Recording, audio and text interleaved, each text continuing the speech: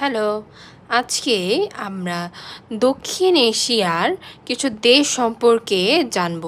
আমরা অনেকেই এ দেশ সম্পর্কে মুখস্থ করি, কিন্তু তাদেরকে যদি আমরা ম্যাপে দেখে রাখতে পারি তাহলে অনেক সহজেই তা মুখস্থ করতে পারবো।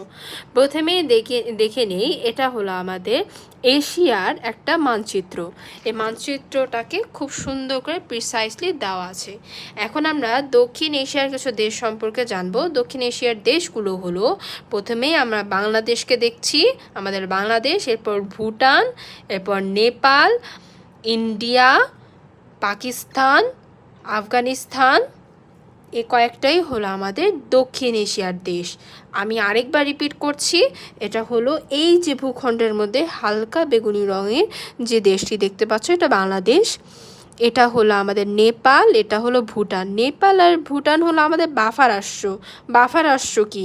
দুইটা শক্তিশালী রাষ্ট্রের মধ্যবর্তী, সীমান্তের মধ্যবর্তী যে দেশগুলো থাকে, এবং এই দেশগুলো ক্ষুদ্র এবং শক্তির দিক থেকে কিছুটা দুর্বল হয়ে থাকে।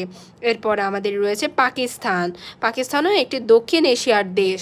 এরপর রয়েছে আমাদের আফগানিস্তান। আফগানিস্তান